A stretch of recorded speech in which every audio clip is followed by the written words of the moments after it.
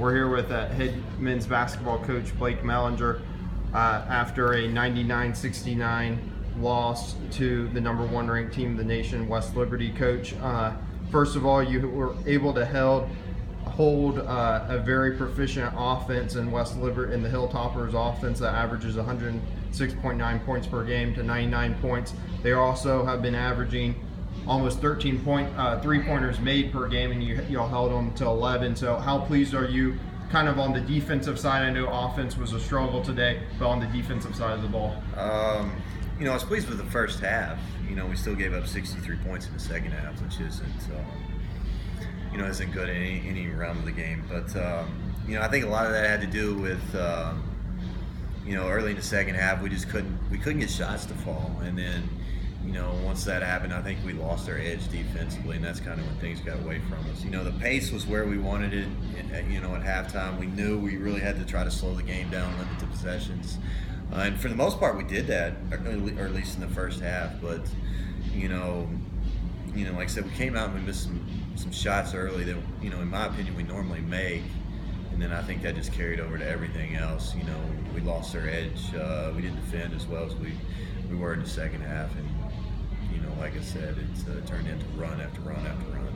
Right, and from what we saw there on the sidelines, kind of a tale of two halves. In the first half, really able to contain Seeger Bonifat, and kind of throughout the whole game. I mean, he only scored 22 points tonight, but as far as in the first half there, turnovers weren't that many. Of course, Cavs finished with 23 turnovers, which isn't good at all, but most of those I felt came like in the second half. What did West Liberty change there in the second half as far as the press goes? They didn't really make any changes. I think just fatigue set in, and then again, we lost our edge, so we weren't as disciplined with our press break. We weren't getting to the right spots or getting there quick enough, and against a team like them that the press is the way they do, you have to be, not just against the press, but really everything. You have to be very disciplined to beat them, and just your game plan and your attack. And like I said, the first half we did that. The second half we didn't. And I think it's the difference between them scoring 36 points in the first half and 63 in the second half. Right. And then I kind of talk about maybe some frustration there in the second half. It seemed like UVA Wise's guards getting in a lot of foul trouble, mostly there in the second half.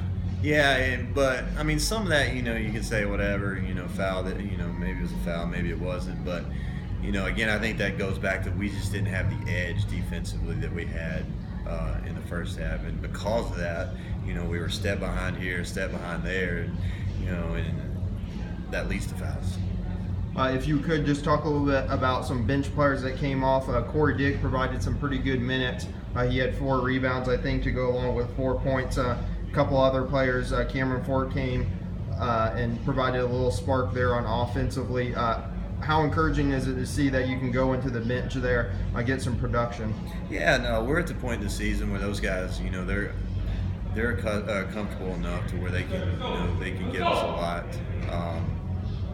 I thought Corey was great. You look at the stat sheet and say, he was whatever, but he was unbelievable getting open in the press, and that's one of those little things that most people don't realize, but when he was in the game, he was always the guy that we could get the ball into, and for the most part, he made really good decisions with it. So we didn't have single turnovers. Right, and then lastly, if you could just talk about Matt Day, obviously the senior forward, has been a standout player here this year, continues to lead the league in several categories, and then again tonight against the best team, not only in the Mountain East Conference, but in the nation, and Matt Day still going out there and doing what he does, getting double-double with 20 points and 10 rebounds. Yeah, I mean, he's having a heck of a year. He's, in my opinion, an all-league player, so, we're just going to keep building that and keep trying to ride him to more wins, and I think he has to play well for us to win. He's a big part of our offense,